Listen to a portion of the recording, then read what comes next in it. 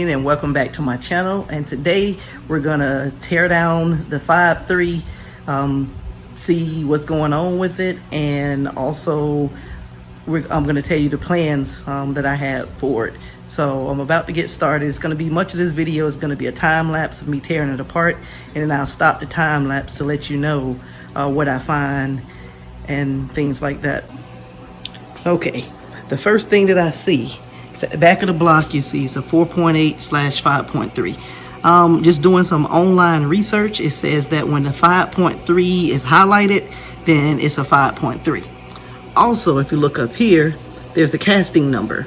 I looked up that casting number on the block, and it says that it's a L20 4.8.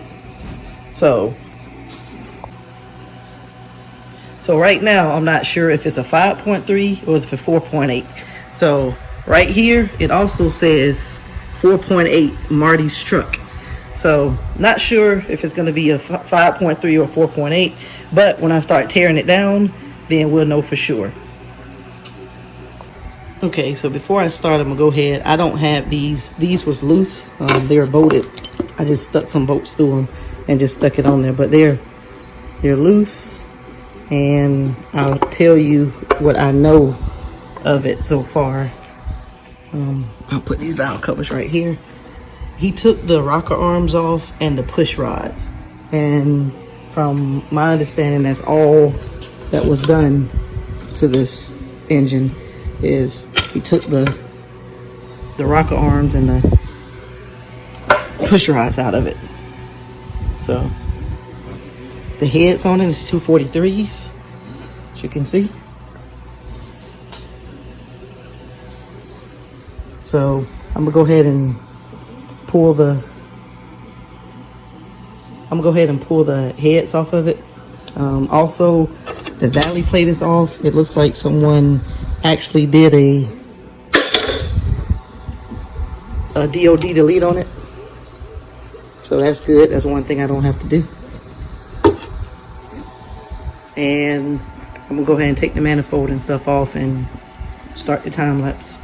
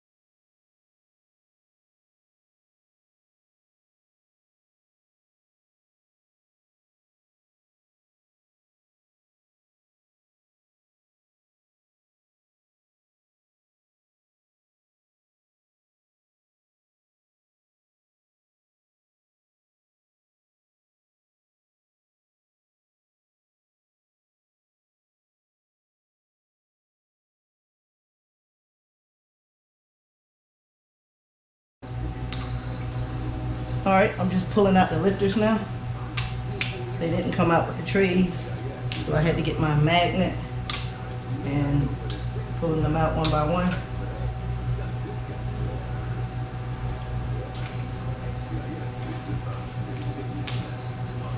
So far, it looks like this is a 4.8.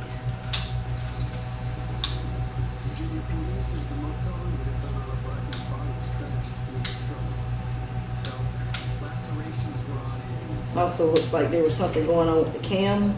The cam bearings may need to be changed. It looks like the cam has some marks on it. And the lifters look good, so it's not coming from the lifters, so it has to be the bearings.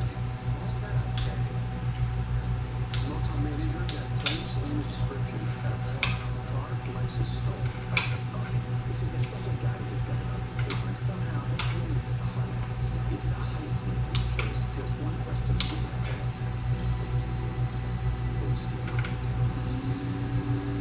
This lifter looks bad. I don't know if this can zoom in. I can probably show you a little bit later, but take a look at that lifter.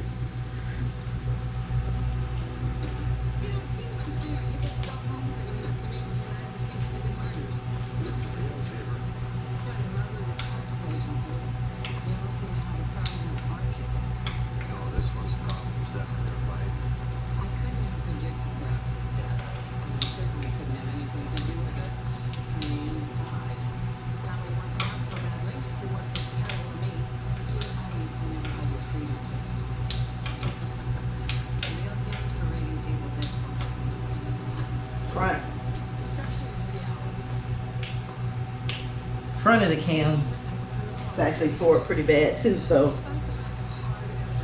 I think this lifter is gonna be messed up also.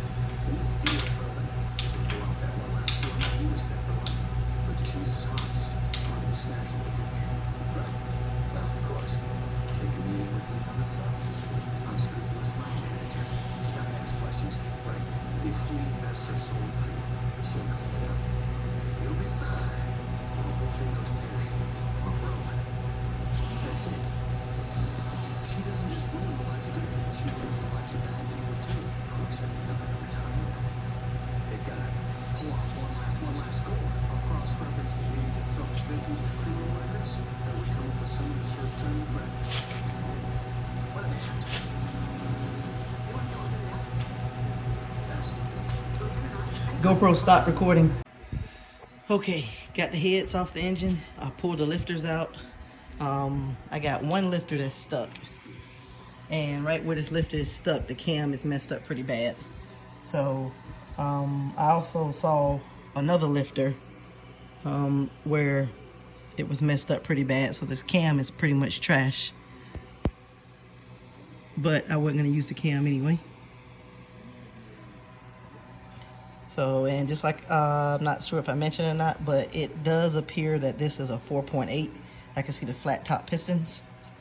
So, it's a Gen 4 4.8.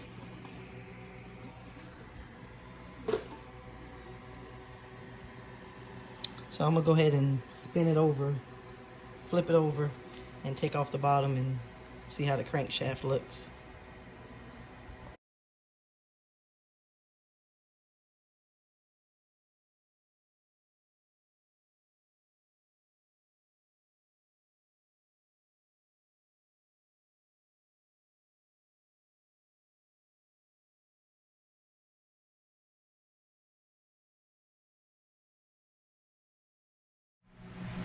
Okay, I done cleaned up, took everything off the engine that I could take off for now. And let me just talk to you about my plans with this engine. Okay, well, when I thought it was a 5.3, the first thing that I wanted to do was keep the bottom end together, keep the crank in there, the mains, bearings and rods and stuff, keep those in there. I was gonna switch out the rods and pistons and put a turbo cam in it, and kind of like a mid-range build. We know on a 5.3, a stock bottom end is good for up to about 1,000 horsepower. So what I was gonna do is just put some forged pistons and rods in it, keep the crank that's in it, and put a turbo cam, and pretty much try to get around 800 horsepower out of it. This is gonna be a turbo build, is what I'm doing. It's gonna be my first turbo build, so that's what I'm building this engine for, is for a turbo. So that's the plan. So now there's a 4.8. I can still do the same stuff that I'm planning on doing, but taking the heads off and looking at the condition of the engine, I may have to get the cam bearings changed, and probably gonna need to get the block honed. And so I'm gonna have to do a little bit more work than I was intending on doing. So, but that's the plan. So this is gonna be a turbo build, and I'm doing rods and pistons, keeping the same crank in it, and a turbo cam. Probably going to go with a S475 turbo, and just like I said, I'm going to try to get around 475 horsepower. That's what I'm going to try. Not 475 horsepower. I'm going to try to get 800 horsepower. Maybe a little bit more, but kind of like the range of 800 is where I want to be safe at with it.